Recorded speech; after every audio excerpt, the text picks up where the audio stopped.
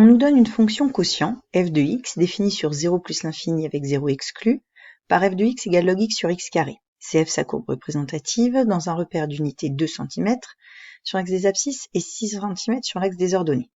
Donc on nous demande d'abord de calculer f' de x et de déterminer le sens de variation. Donc f est le quotient de ln de x dérivable sur 0 plus l'infini et x carré dérivable sur r et ne s'annulant pas sur l'intervalle 0 plus l'infini. Donc du coup, la fonction f, elle est dérivable sur 0 plus l'infini.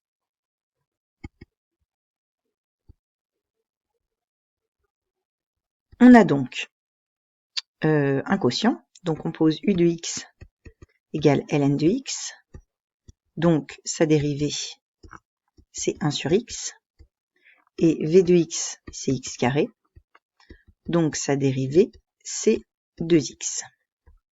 Ainsi, f' de x, c'est 1 sur x fois x carré, moins 2x fois ln de x, sur x carré au carré, donc x puissance 4.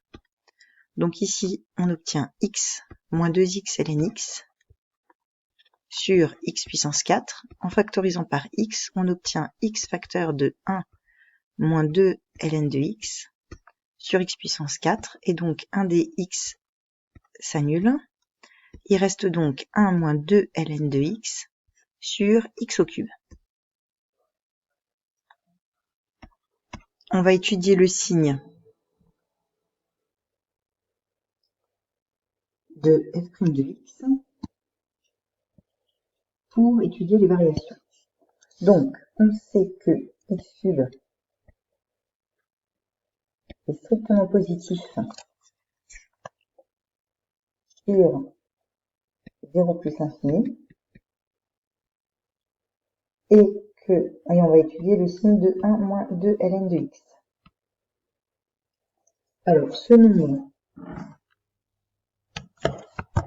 est positif si et seulement si on a 2 ln de x qui est strictement inférieur à 1, ce qui est équivalent à obtenir ln de x inférieur strict à 1,5, et donc x inférieur strict à exponentielle de 1,5. Ou alors racine carrée de 2.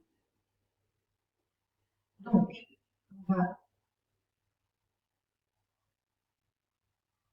avoir x de 0 à plus l'infini. On a ici racine de e. On sait que la dérivée va s'annuler en racine de e. Elle est donc, x cube c'est positif partout, donc du coup la dérivée du signe de 1 moins 2 ln de x. Donc 1 moins 2 ln de x est positif quand x est inférieur à racine de e. On a ici plus et ici moins, ce qui donne comme variation pour la fonction croissante. Et on va avoir ln de racine de e sur racine de e au carré. Donc ln de e de 1,5 c'est 1,5. On a 1,5 sur racine de e au carré sur e, donc 1 sur 2e. Voilà les variations de f. Ensuite, on trace la courbe CF. Donc, non, tout d'abord étudier le signe de x selon les valeurs de x. Donc, on va chercher la limite de f de x quand x tend vers 0. Alors,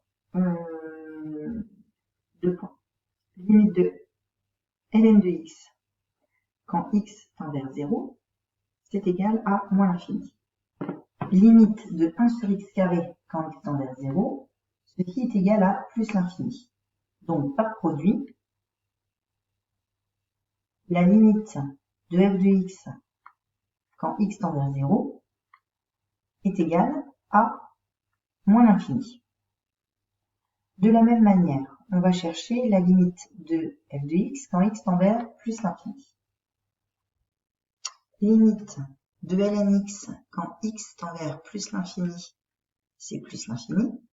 Limite de 1 sur x carré quand x tend vers plus l'infini, c'est 0. On se retrouve dans une forme indéterminée, mais on sait que on a 1 sur x fois ln de x sur x est égal à la fonction f de x. Et dans ce cas, la limite de log x sur x, quand x tend vers plus l'infini par croissance comparée, on sait que ceci fait 0. Et la limite de 1 sur x quand x tend vers plus l'infini, ça fait 0 également. Donc, par produit,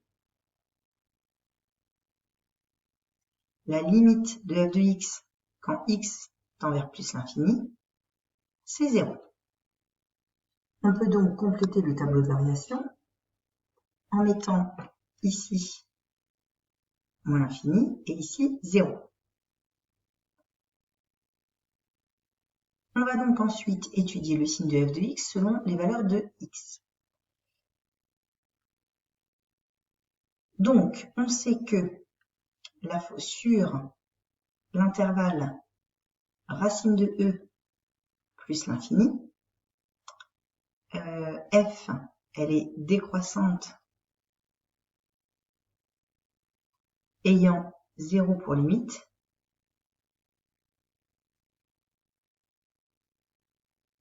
Donc, f, elle est strictement positive sur cet intervalle racine de e plus l'infini. Maintenant, sur l'intervalle moins l'infini racine de e,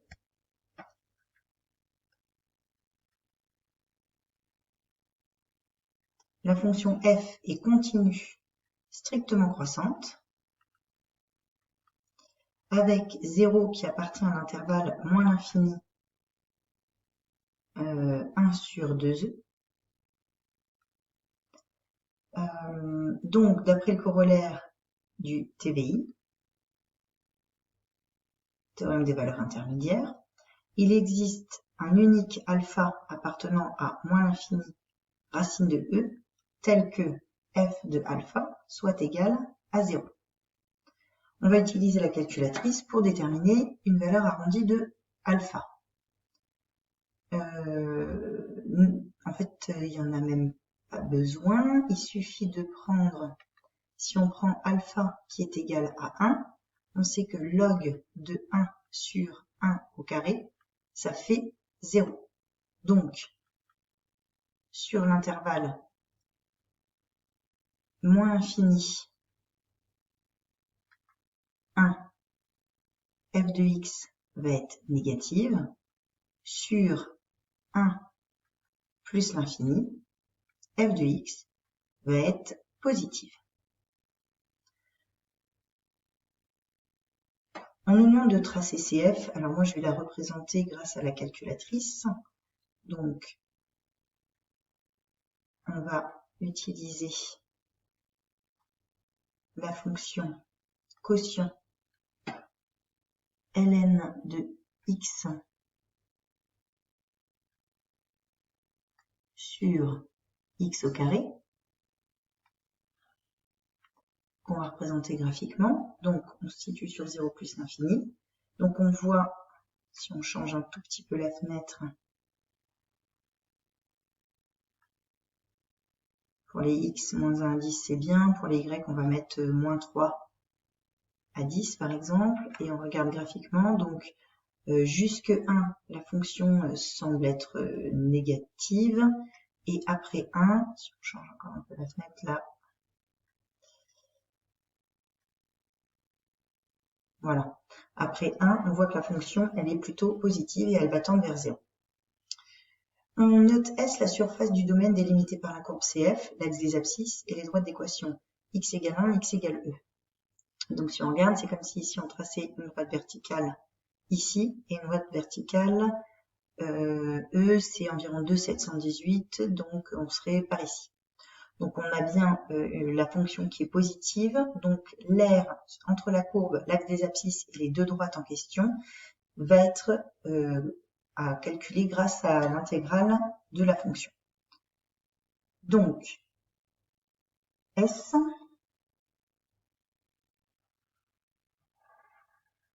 alors en fait la question 4, il n'y a pas de question, c'est S, c'est l'intégrale de 1 à E de f de x dx, car f de x est positive sur l'intervalle 1e. En utilisant l'intégration par partie, calculez l'aire en unité d'aire de la surface S. Donc, on va calculer cette intégrale en faisant une intégration par partie. Donc, S, c'est l'intégrale de 1 à E de ln de x sur x carré dx, qui est donc l'intégrale de 1 à E de ln de x fois 1 sur x carré dx. On peut poser u' de x et v de x. Les deux fonctions, l'une qu'on va dériver et l'autre dont on va chercher une primitive. Donc, celle qu'on va avoir tendance à dériver, c'est la fonction ln de x, puisque une de ses sa dérivée, c'est 1 sur x. Et on pose u' de x égale 1 sur x carré, c'est en fait x puissance moins 2. Donc, une de ces primitives, c'est ux puissance moins 1 sur moins 1, c'est-à-dire moins 1 sur x. Donc, par intégration par partie, S est alors égal à moins 1 sur x fois ln de x, à prendre entre 1 et E, moins l'intégrale de 1 à E de moins 1 sur x fois 1 sur x dx. Ce qui nous donne moins 1 sur E log de E, ça fait 1, plus 1 sur 1 fois log de 1 qui fait 0. Moins et moins, on a plus l'intégrale de 1 à E de 1 sur x fois 1 sur x dx, c'est donc 1 sur x carré. Donc l'intégrale de 1 à E de dx sur x carré. La valeur entre crochets, c'est donc 1 moins 1 sur E. Ici, on a donc une primitive de 1 sur x carré, c'est comme si on avait x puissance moins 2, donc c'est comme au-dessus. On a x puissance moins 1 sur moins 1 à prendre entre 1 et E. Ce qui va nous donner 1 moins 1 sur E, plus, alors, moins 1 fois x puissance moins 1, donc on a E puissance moins 1 fois moins 1, donc moins E puissance moins 1, moins 1 puissance moins 1. Ce qui nous donne 1, moins 1 sur E, moins à nouveau 1 sur E, et plus 1, soit encore 2, moins 2 sur E. Donc ça, c'est la valeur de S en unité d'aire. Donc l'énoncé, je vais redescendre. On a donc S